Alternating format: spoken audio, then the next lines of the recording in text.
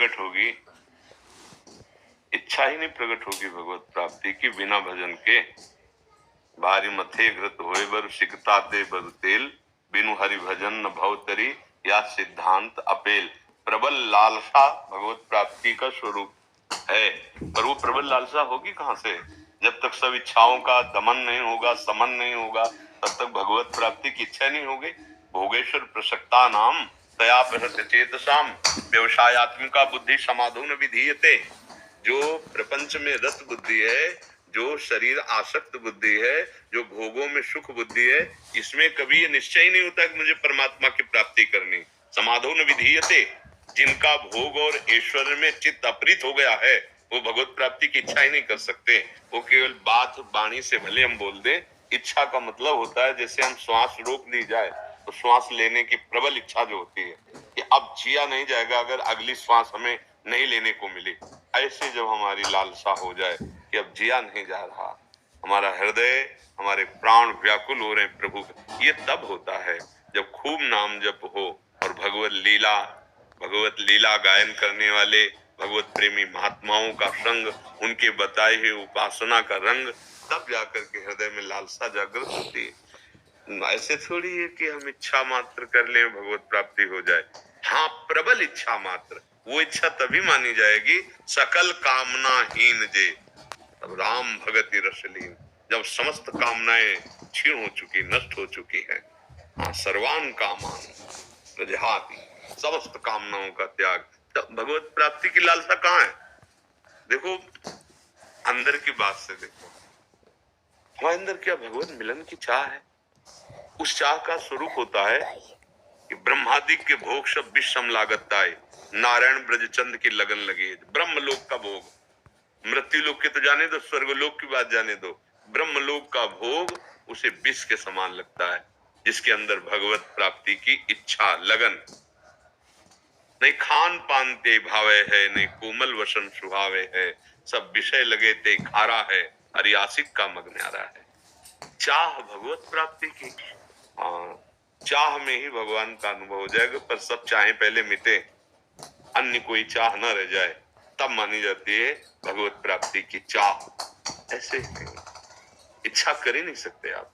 वो प्रबल इच्छा जिसमें रुदुष्वरम राजन कृष्ण दर्शन लालसा, चिल्ला चिल्ला कर आर्त भाव से रोना रहा, अब जिया नहीं जा रहा प्रभु आपके बिना, वो चाह बातों से नहीं आती, भजन से आती है। जितना नाम जप करोगे, जितने अच्छे आचरण करोगे, दूसरों को सुख देने वाले आचरण करोगे और भगवत लीला कथा श्रवण, तो इच्छा प्रकट हो जाएगी। जो हम सुनते हैं, जो हम बोलते हैं, जो हम देखते हैं, जो वही चिंतन होता है, जो चिंतन होता है वही हमारी रति होती है। अभी हम प्रपंच देख रहे हैं, प्रपंच सुन रहे हैं, प्रपंच का चिंतन कर रहे हैं, तो प्रपंच में हमारी रति है। जब हम प्रभु को देखने की लालसा रखेंगे तो हमारी श्रवणेंद्रिय खूब कथा सुने, हमारी वाणी प्रभु का नाम जप, नाम कीर्तन, भगवत लीला गायन, और हमारा चिंतन प्रभु का नाम रूप लीला धाम। अभी प्रीति होगी और प्रीति में ही वो प्रबल लालसा होती है मिलन की। उसी मिलन की लालसा में समस्त वासनाओं के मूल भी भस्म हो जाते हैं। पाप प्रवृत्ति, वासना का मूल सब नष्ट हो जाता है। तब निर्मल हृदय, प्रबल लालसा और भगवत साक्षात्कार। इच्छा ऐसे थोड़ी हो जाती है, ऐसे कहने मात्र से इच्छा नहीं मानी जाती। जब अन्य इच्छाओं का त्यागी, तब भगवत इच्छा का मार्ग का। ऐसे तो अगर हम कह दें तो फाइनल में यही बात है कि प्रबल लालसा ही भगवत प्राप्ति का स्वरूप है। रुदुष्वरम राजन कृष्ण दर्शन लालसा, तो उसी समय भगवान तासा माविर, मतलब उसी समय उन्हीं के बीच में प्रकट हो गए भगवान। तो वो लालसा बहुत महान और प्रबल ताकतवर है। वो निर्भय, निश्चिंत, निशोक कर देती है। अब एक ही केवल विराग जल रही, कैसे देखो, कैसे देखो। वो अंदर ही अंदर आग लगी, किसी से कह नहीं रहा। अंतर दाव लगी रहे वान प्रगटे कोई, कह जाने दिल आपनो, या जा सिर बीती होए, या उस स्थिति का महापुरुष पहचान लेगा। नहीं तो कभी व्यक्त ना होने दे कि हमारे अंदर ऐसी आग लग गई। उसी के लगेगी जो नाम जप कर रहा है, जो खूब लीला गायन कर रहा है, अच्छे पवित्र धर्मानुष्ठान कर रहा है, भगवत समर्पित कर्म कर रहा है। ऐसे इच्छा थोड़ी प्रकट हो जाएगी। वस्तुतः इच्छा से ही भगवत प्राप्ति हो जाएगी, इसमें कोई संशय नहीं। पर वो इच्छा चाहिए इतनी प्रबल कि फिर कोई इच्छा न रह जाए, कोई भय न रह जाए, कोई शोक न रह जाए। तब हमारे को भगवत साक्षात्कार की प्रबल इच्छा। अभी तो देखो, ईमानदारी से देखो, इच्छाओं का जाल बिछा हुआ है। वो जब तक नष्ट नहीं होगा तब तक भगवत प्राप्ति की इच्छा कैसे हो सकती है? आशुतोष मिश्रा जी बरेली से। श्री हरिवंश गुरुदेव, आपके चरणों में कोटि कोटि नमन। गुरुदेव, मैं श्री राम जी का उपासक हूँ और उनमें अटूट प्रेम भी है। प्रभु, अटूट प्रेम शब्द मत बोलो यार, हम उनसे प्रेम करना चाहते हैं ऐसा बोलो, ठीक है? देखो, अटूट प्रेम तो बहुत बड़ी बात हो गई बच्चा, ऐसा नहीं बोलते। जिनको प्रेम हुआ भी है ना, वो भी ऐसा नहीं।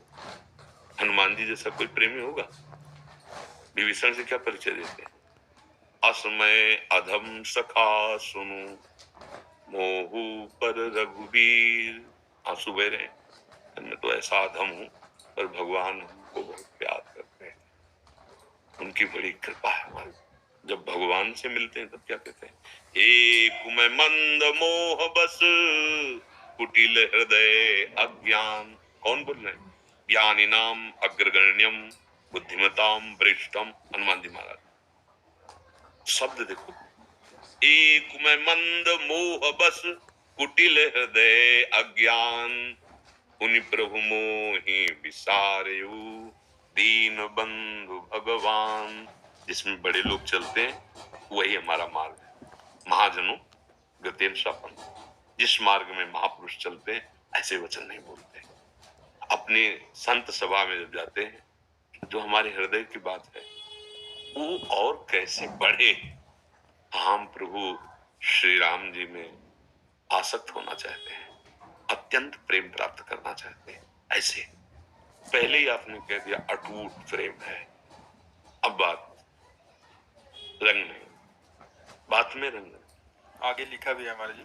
प्रभु, मैं श्री राम जी की पूजा। देखो, वो बच्चा है, वो बच्चा है, अभी बच्चा है। वही बात है, हाँ, टूट जाता है। हाँ, अभी बच्चा है और प्रशंसनीय है भगवत मार्ग में। उसकी वाणी पर दया, उसको सिखाया जाएगा ना। अभी बच्चा है वो, अभी इस अवस्था से बिलग जैसे 40-45 की अवस्था में फिर तब वो विचारणीय विषय होता है आपकी ऑपरेशन तगड़ा होना। अभी तो बच्चा है, वो प्रीति को क्या जाने? अनिर्वचनीयम प्रेम स्वरूपम सूक्ष्मतरम सकल कामना रहितम, कामना रहितम। अभी तो बच्चा है, अभी को प्रेम को मतलब प्रीति को प्राप्त हो जाने को मतलब तत्व ज्ञान से भी ऊपर की बात है। मतलब त्रिगुणातीत हुआ महापुरुष, वो प्रेमी होता है। और प्रेमी कभी अपने को प्रेमी नहीं कहता। भरत जी महाराज जब प्रयागराज तीर्थ गए तो देखो क्या कह रहे हैं, हे तीर्थराज प्रयाग, आप में 4 पदार्थों का भंडार भरा हुआ है, धर्म अर्थ काम मोक्ष।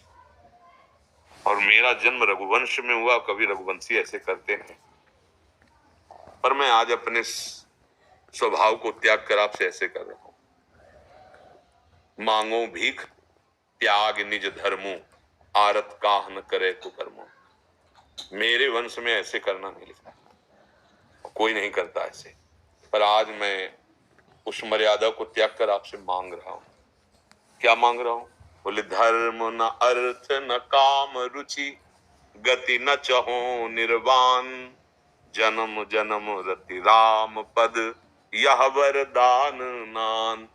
मुझे न धर्म चाहिए, न अर्थ चाहिए, न काम चाहिए, न मोक्ष चाहिए। मुझे बार बार जन्म हो, मैं रघुनाथ जी के चरणों का प्रेम प्राप्त करना चाहता हूं। प्रेम प्राप्त करना, और है कौन?